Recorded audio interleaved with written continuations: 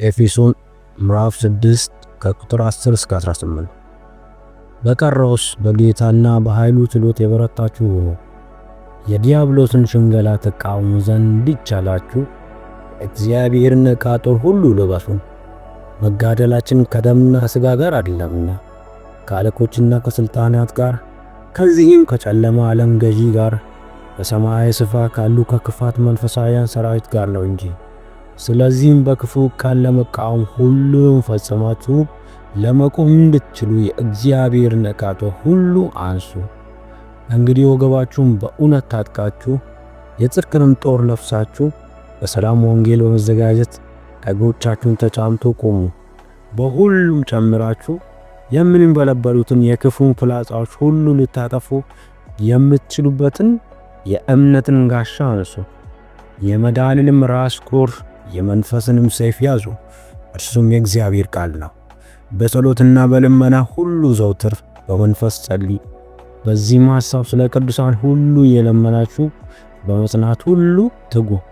እግዚአብሔር አባታችን ሆይ ዛሬ በቅድስና ፊት በትሕትና እንቆማለን። አንተ የሰራዊት ጌታ፣ የምሕረት አምላክ፣ የሚያድንና የምታጠነክር ነህ። በሥጋችን ውስጥ ያሉ ጦርነት ሥጋዊ እንዳልሆነ እናምናለን። እንደ ቃልህ በኤፌሶን 6 የተጻፈውን እንደገና እናስታውሳለን። ጦርነታችን ከሥጋና ከደም ጋር አይደለም፣ ነገር ግን ከክፉ መናፍስታት ጋር ነው። አባት ሆይ በመከራ ውስጥ ያሉትን ወንድሞቻችንና እህቶቻችን እንድትደግፍ እንጸልያለን። የደከሙትን አብርታ፣ በጭንቀት ያሉትን አጽናናቸው፣ በፍርሃት የተያዙትን ነፃ አውጣቸው። አንተ መጠጊያችንና ጋሻችን ነህ። ጌታ ሆይ ልጆች በሙሉ የእግዚአብሔርን ዕቃ ጦር እንዲለብሱ እንጸልያለን።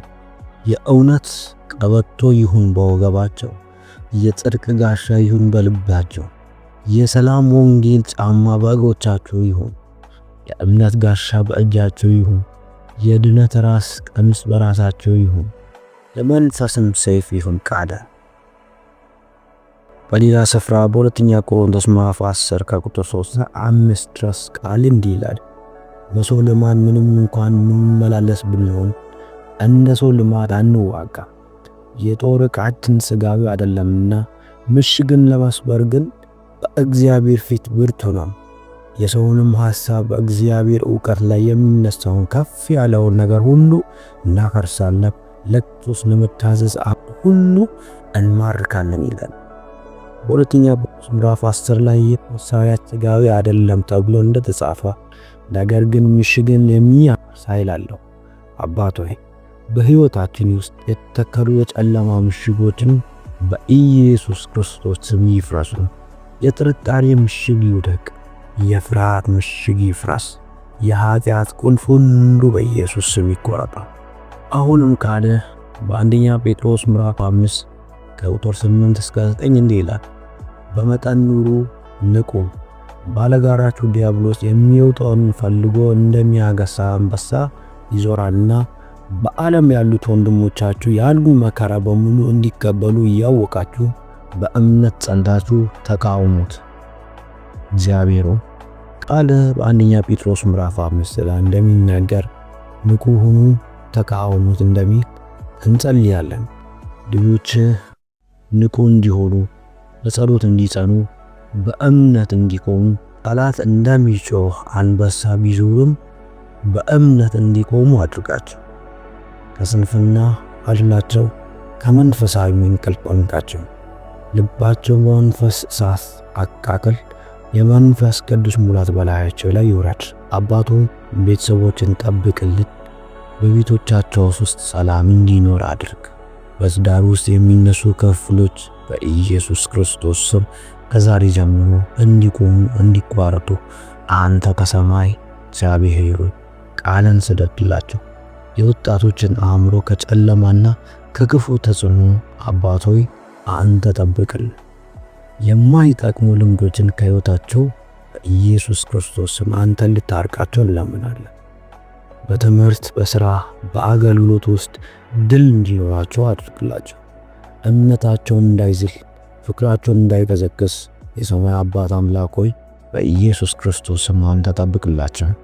ጌታ ሆይ አንተን የሚያገለግሉ አገልጋዮች አንተ በመንፈስ አበርታቸው። በመንፈሳዊ ውጊያ ውስጥ እንዳይደክሙ ኃይል ስጣቸው።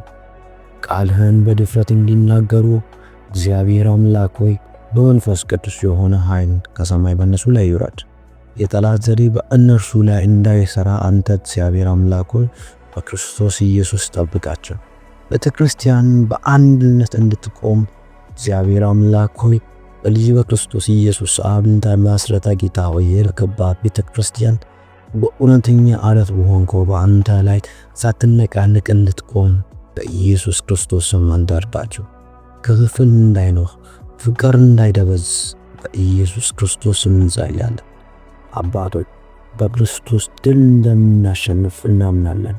የጨለማ ኃይል ሁሉ በኢየሱስ ስም ይውደቅ። የክፉ እቅድ ይበታል። የታሰረ ሰው በኢየሱስ ክርስቶስ ስም ይፈታ። ዛሬ በእምነት እንናገራለን። ድል የእግዚአብሔር ነው። ልጆች በኃይል ይቆማሉ፣ በፍቅር ይጸናሉ፣ በብርሃን ይመራሉ። በጌታችን በኢየሱስ ክርስቶስ ስም እንጸልያለን። አሜን።